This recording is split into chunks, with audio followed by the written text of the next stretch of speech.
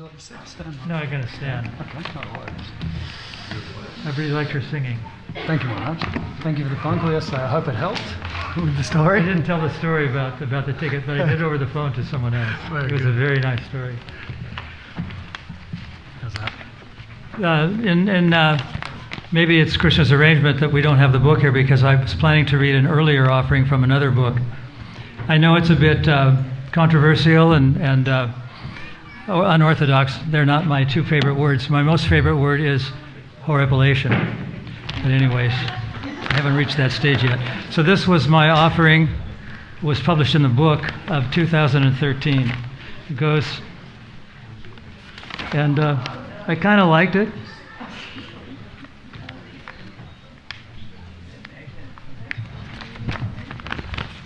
It's titled Repartee 67. In the big darkened hall, and this is based on a real incident, which I'll tell about later. In the big darkened hall, you spoke with a voice. Is it okay to read, to start now, Vishnu John? In the big darkened hall, you spoke with a voice, pleading and strident, and all by choice. No one could be seen, but thousands were breathing. To them you were preaching, not a soul was leaving. The spotlight shone bright. Only you were in sight. In front of the mic we shadowed like night. With you on stage we sat silently. You spoke without doubt, powerfully. At the end of your talk, one could hear from the rear an Indian accent, not seen, yet clear. The vent of a student attacked what you said. He probably thought you'd be better off dead.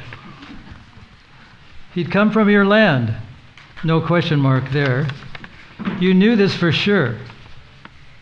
He barked into air, open quote, I study space and technology, and with my degree, I'll fight poverty. What can we do with your spiritual talk? It's impractical, and people will squawk, close quote.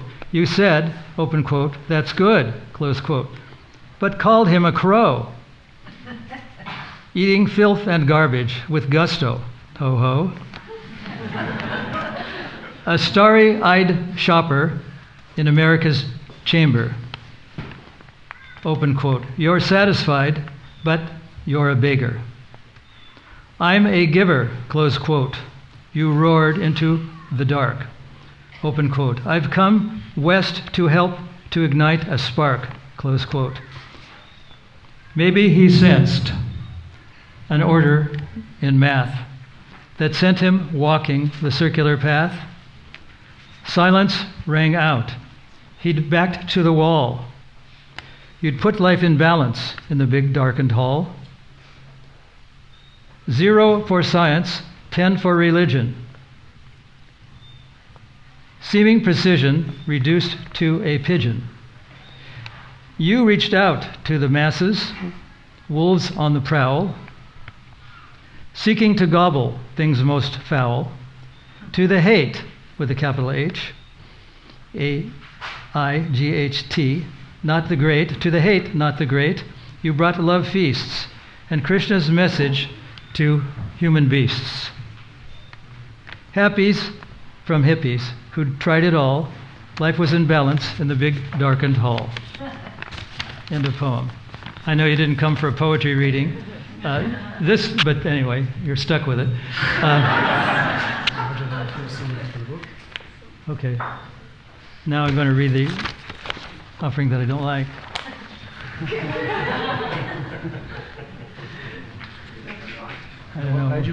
I don't know what page it's on. Okay. It's into Emeritus GBC, and so I'm probably in the front. Okay. This took place actually in the University of California at Berkeley. That's what was the big darkened hall. And as soon as he heard the voice, Prabhupada said, "Oh, an Indian?" And it was probably the first time I ever saw Prabhupada get angry. And that's when he really launched into his diatribe about the beggar who'd come And he said that he was going to study technology and take it back to India and improve life there. So Prabhupada didn't like that at all. And that's what that is all about. And I was going to mention one thing. I know I'm exceeding my 5-minute limit here. But in Chaitanya Chaitamrita, there's the story of Sakshi Gopal.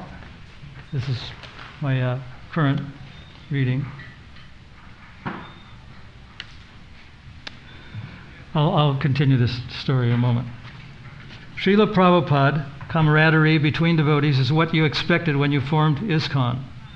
A Srimad Bhagavatam verse you would often quote like this: Ishvare tadadineshu balisheshu dvishatsu sha prema maitreka propeksha yat karoti samajamaha. Open quote. An intermediate or second-class devotee called a Majjhima Adhikari offers his love to the Supreme Personality of Godhead. A sincere friend to all the devotees of the Lord shows mercy to ignorant people who are innocent and disregards those who are envious of the Supreme Personality of Godhead. From Srimad Bhagavatam, 11th Canto, 2nd chapter, 46th verse.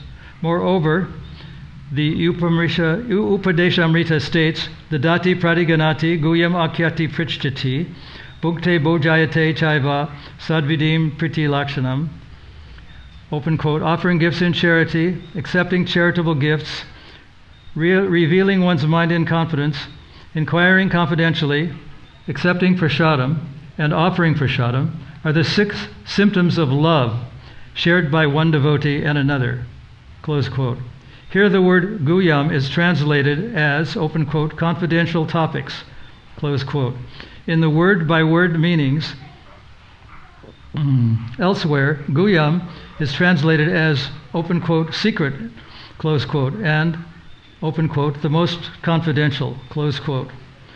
Once, when lecturing, you said that one who is worshiping the deity may suspend one's worship if a devotee suddenly appears on the scene, double dash, in order to greet and accommodate the devotee. From all this, one can extract the meaning that association with devotees, especially those whom we consider more advanced than we are, is essential and often the most important part of devotional service. Your servant Mukunda Goswami.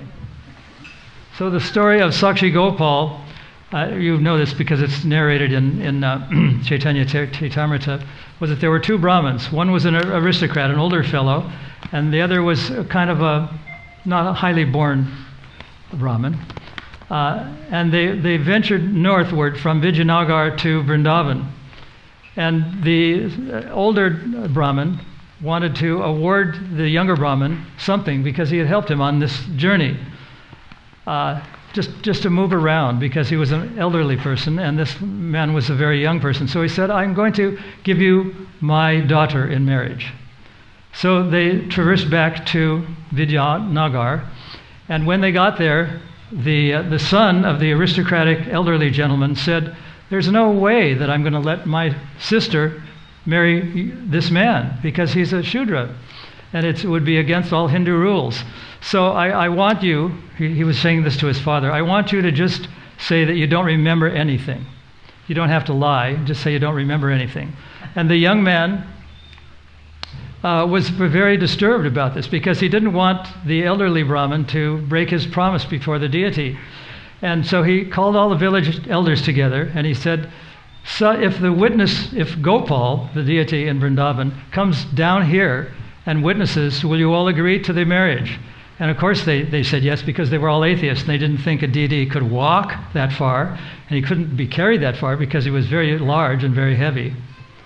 So he said, I want you to give me your word of honor, and more than that, I want you to sign this paper.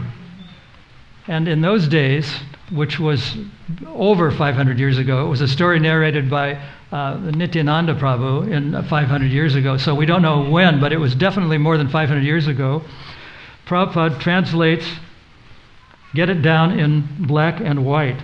The young Brahmin took the opportunity to speak. Please write this on paper in black and white so that you may not again change your mind. That's a verse number 81 in the Majjhima Leela. And then in the next verse, he says, the assembled people got this statement down in black and white, taking the signatures of agreement from both of them. They served as mediators. So it's interesting that Prabhupada uses the word black and white, because in those days there was no such thing as paper. Everything is done on leaves. So the translation of the word in Sanskrit, patra, is leaf paper. So that instead of having paper, they wrote everything down on leaves. But it's interesting that Prabhupada used the phrase black and white, because that's what is considered to be legal evidence, like in a court of law, for example. And he used it twice. He said in black and white. And when this took place, it's not known. It just says purve, or previously. And another place it says formerly. So that's kind of an interesting translation of writing things down.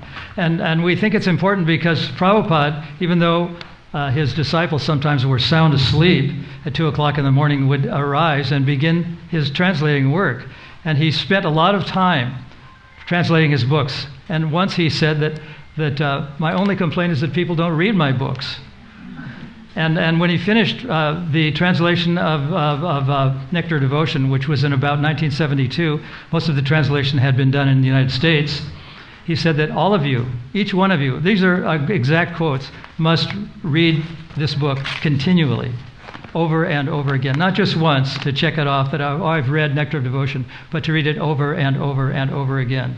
So his idea of saying black and white was part of his daily routine, getting up early in the morning and translating. Even though he was traveling all over the world and preaching, he was translating. He was a great scholar who put everything down in black and white.